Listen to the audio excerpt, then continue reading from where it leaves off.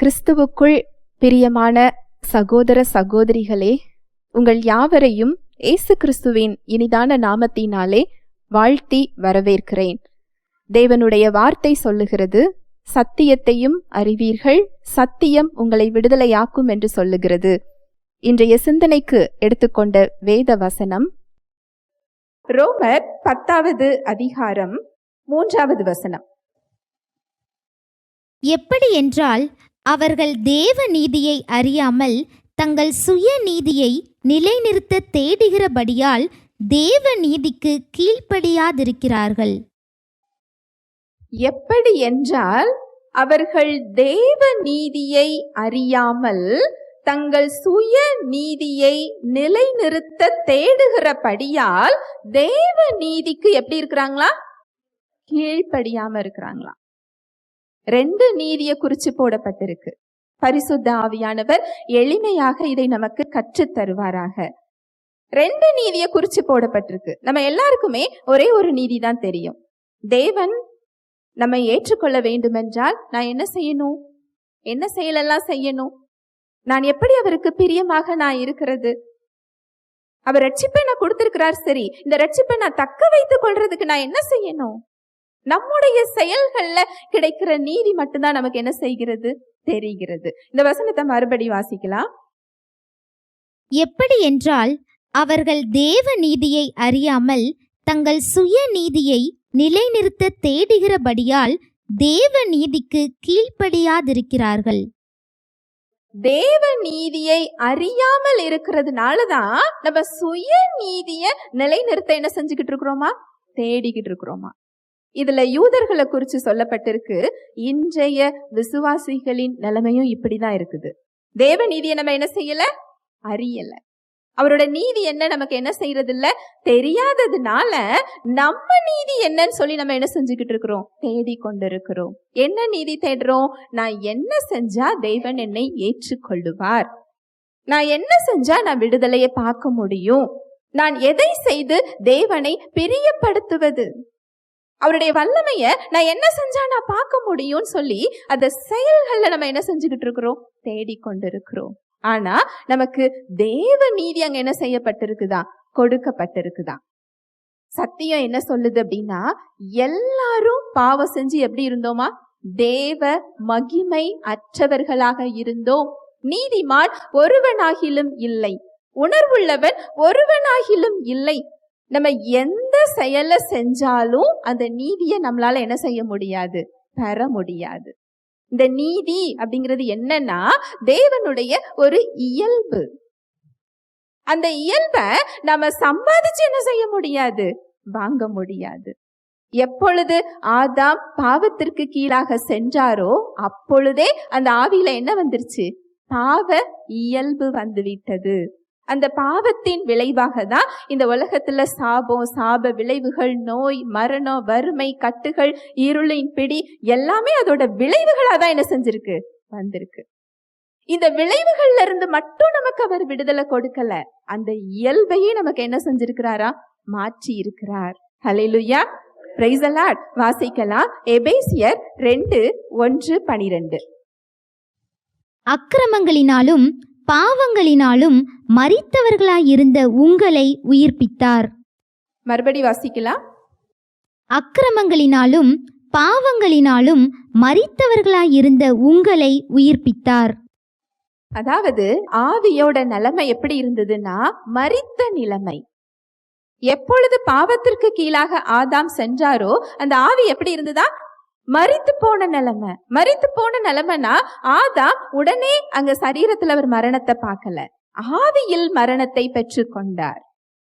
ஆவியில் மரணம்னா என்னன்னா, தேவனிடமிருந்து பிரிவு.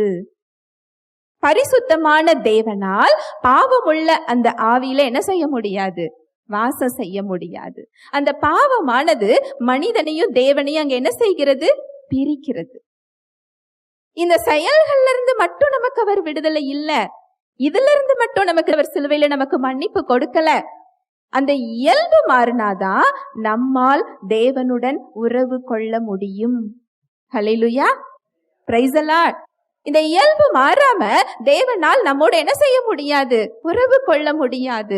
பரிசுத்தமான தேவனிடத்தில் நம்ம போய் நிற்கணும்னா அதற்கு அவருடைய பரிசுத்தம் நமக்கு தேவை. ஹல்லேலூயா, பிரைஸ் தி லார்ட். அவருடைய இயல்பு நமக்கு தேவை.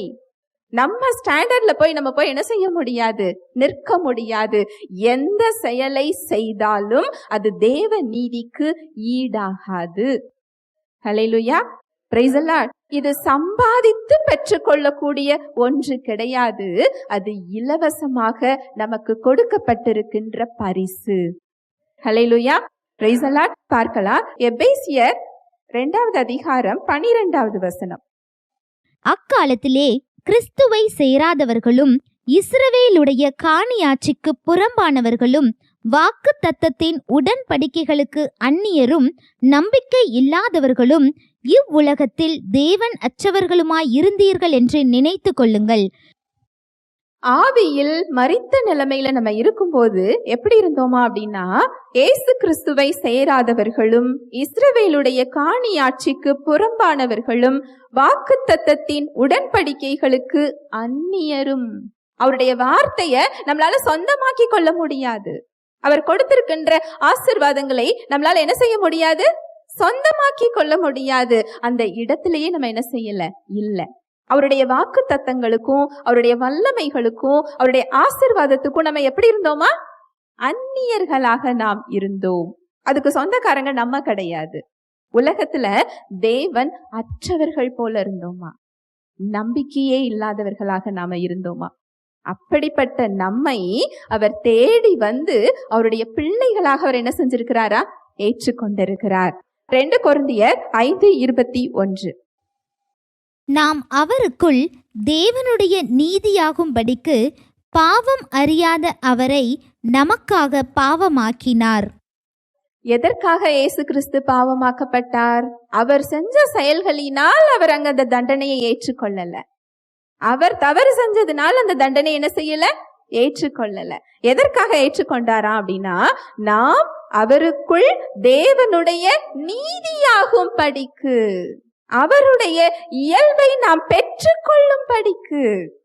பாவம் அறியாத இயேசு கிறிஸ்து நமக்காக பாவமாக்கப்பட்டார். ஹல்லேலூயா, பிரைஸ் தி லார்ட். அவருடைய இயல்பை நம்ம பெறணுங்கிறதற்காக. நம்ம இயல்பு எப்படி இருந்ததா அப்படின்னா, வசனங்கள் சொல்லுது, நாம் தேவனுக்கு சத்துருக்களாக இருந்தோமா, அவருக்கு எதிரிகளாக நம்ம இருந்தோமா, இருளின் இயல்பில் நாம் இருந்து கொண்டிருந்தோமா. மறுபடி சொல்றேன், நம்ம தண்டனைகளை அவர் மன்னித்தது மட்டும் இல்ல, நமக்கு அவர் விடுதலை கொடுத்தது மட்டும் இல்ல, அவர் நம்மோடு உறவு கொள்ள வேண்டும் என்றால் அந்த சத்துருவின் இயல்பை பற்றியிருந்த நாம் தேவ இயல்பை நாம் பெற்றுக்கொள்ள வேண்டும். ஹல்லேலூயா, பிரைஸ் தி லார்ட். இந்த இயல்புக்கு பேரு தான் நீதி. இதுதான் தேவனுடைய நீதிங்கிறது அவருடைய ஒரு இயல்பு.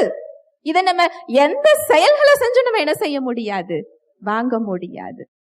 ஆனா சாத்தான் சொல்லுகின்ற பொய் என்ன பொய்? இதை நீ செஞ்சாதான் தேவன் உன்னை ஏற்றுக்கொள்ளுவார், நீ செஞ்சாதான் உனக்கு ஆசீர்வாதம் கிடைக்கும், இதை செஞ்சாதான் தேவனுக்கு நீ பிரியமாக இருக்க முடியும், அவர் என்னை ஏற்றுக்கொள்வதற்கு நான் ஒரு செயலை செய்ய வேண்டும் என்று அவன் என்ன செய்யறான்? நமக்கு இங்க பொய்யான தகவல்களை கொடுக்கிறான். நம்முடைய செயல்களின் அடிப்படையில தேவனோட பக்கத்துல போய் நம்ம என்ன செய்ய முடியாது? நிற்க முடியாது. இந்த வசனத்தை மறுபடி வாசிக்கலாம். நாம் அவருக்குள் தேவனுடைய நீதியாகும்படிக்கு பாவம் அறியாத அவரை நமக்காக பாவமாக்கினார். அவருடைய நீதியை பெற்றுக்கொள்ளும் படிக்கு, அவர் இயல்பை நாம் பெற்றுக்கொள்ளும் படிக்கு, அவருடைய பிள்ளையாக நாம் மாறும் படிக்கு பாவம் அறியாத அவர் நமக்காக பாவமாக்கப்பட்டார். ஹல்லேலூயா, பிரைஸ் தி லார்ட். ரோமர் 4:25. அவர் நம்முடைய பாவங்களுக்காக ஒப்பு கொடுக்கப்பட்டும் நாம் நீதிமான்களாக்கப்படுவதற்காக எழுப்பப்பட்டும் இருக்கிறார். எப்படி நம்ம நீதிமான்களாக்கப்பட்டிருக்கிறோமா? இயேசு கிறிஸ்து அந்த பாவத்தை ஏற்றுக்கொண்டதன் நிமித்தம், நமக்கான தண்டனைகளை ஏற்றுக்கொண்டு அந்த மரணத்தை ஏற்றுக்கொண்டதன் நிமித்தம். தேவன் அன்புள்ளவர் தான், அவர் அன்பாகவே இருக்கிறார். ஆனா அவருடைய இயல்பு நீதி செய்கின்ற இயல்பு.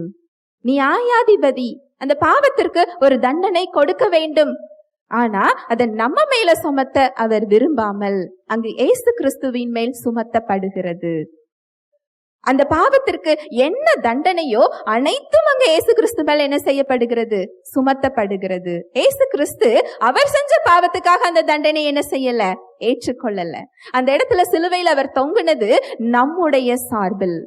நீங்க ஒவ்வொருத்தரும் உங்க பெயர் அதுல போட்டுக்கலாம். ஏன் சார்பில் அவர் சிலுவையில் தொங்கினார்? எனக்கான தண்டனையை அவர் ஏற்றுக்கொண்டார். எனக்கு ஆக்கினையை கொடுக்கிற தீர்ப்பு அங்க அவர் மேல என்ன செஞ்சுதான்? வந்துதான். என்னோட ஆக்கினைக்கு ஒரு தண்டனை உண்டு, அதை எனக்கு பதில் ஏன் சார்பில் அவர் சிலுவையில் என்ன செஞ்சுக்கிட்டாரா? ஏற்றுக்கொண்டார். அதனால் அந்த சமாதானத்தை, அந்த விடுதலையை, அந்த வாழ்வை நாம என்ன செஞ்சிருக்கிறோம்? பெற்றுக்கொண்டிருக்கிறோம். அந்த ஆக்கினை தீர்ப்பு, அந்த நியாயாதிபதி, தேவனுடைய நியாயம் அங்க ஒரு தண்டனையை கொடுக்கணும். அந்த தண்டனை அங்கு கிறிஸ்துவின் மேல் சுமத்தப்பட்டது. அவர் அங்கு எழுப்பப்படும் போது அவரோடு கூட நாமும் அங்கு நீதிமான்களாக்கப்பட்டிருக்கிறோம். ஹல்லேலூயா, பிரைஸ் தி லார்ட். நீங்க கேட்கலாம், இந்த நீதிமான், இந்த நீதி, இந்த இயல்பு என்ன அப்படின்னு கேட்டா, ஒரு குழந்தை பிறக்கும் பொழுது ஆணாக பிறக்கிறது, பெண்ணாக பிறக்கிறது நம்ம கையில இருக்குதா? இல்ல. அது பிறக்கும் போதே எப்படி பிறக்குது? ஆணாகவும் பிறக்குது, பெண்ணாகவும் பிறக்குது. அது போல ஆவியில் நாம் மறுபடி பிறக்கும் பொழுதே இந்த நீதியின் இயல்போடு பிறக்கிறோம்.